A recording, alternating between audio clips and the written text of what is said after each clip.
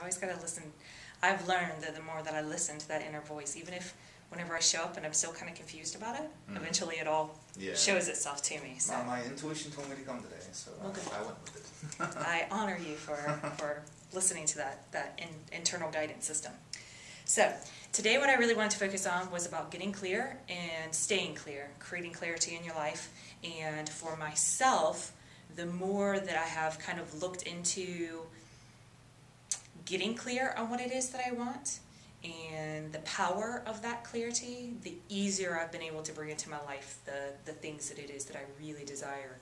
And what I found when I first started looking into this is that what I realized is that myself and a lot of people are very clear on what we don't want, but not so clear on what we do want. And I know that I've caught myself numerous times being asked a question, well, what do you want to, for example, what do you want for dinner? Or where do you want to go for dinner?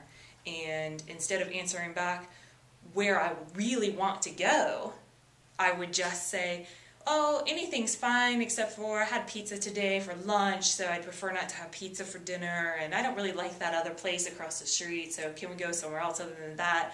But I would never really say what it is that I want.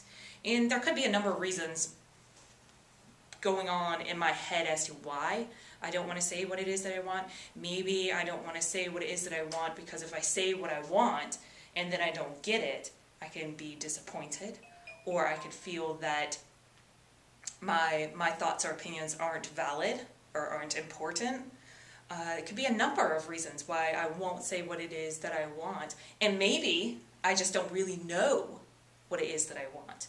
So deciding dinner, that's one thing, but deciding your life, that's a whole nother thing.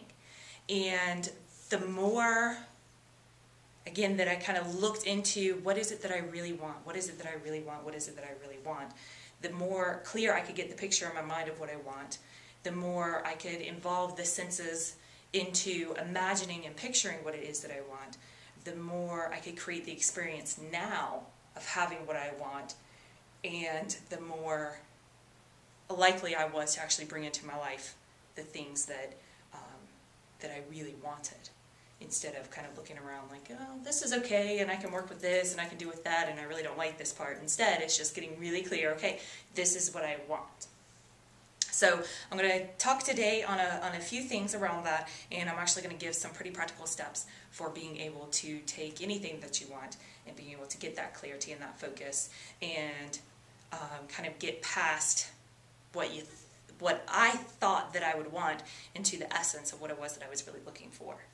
So we can get past being attached to the outcome and really create the experience that it is that we're looking for, regardless of what it ends up actually looking like as the end result. So for me, it was really important to make sure that I was emotionally, physically, and spiritually clear on the things that I wanted. So physically clear as in clearing out the garbage that was in my body, physically clear as in clearing out the clutter, the physical clutter that I would create in my environment, the disorganization, the chaos. For example, how could I really attract into my life more money if the money that I have is a mess? And how can I attract in more clients if I'm not even keeping the clients that I have now organized and totally on top of things? So really understanding how my actions now are stopping what I want from coming in. One of my mentors taught me that 90% of what I want, of getting what I want in life, is getting clear on what it is. And the other 10% is just getting out of the way and allowing it to come in. He taught me that my dreams are always trying to come into my life and that I'm the only one that's stopping them. And I thought that was kind of curious, because why would I stop what I want from coming into my life? It was hard for me to kind of wrap my head around that to begin with, because my conscious mind would tell you all day long, I am not stopping my dreams. Why would I do that? I want happiness, I want peace, I want fulfillment, I want abundance. So I know that I'm not the one that's stopping it. Well, when I really adopted the philosophy that what is showing up around me is a reflection of what's going on within me, and when I stepped into that radical responsibility and giving up blaming, justifying, and complaining, and really taking full responsibility for everything that I had and everything I didn't have in my life, then I was able to see things kind of outside myself.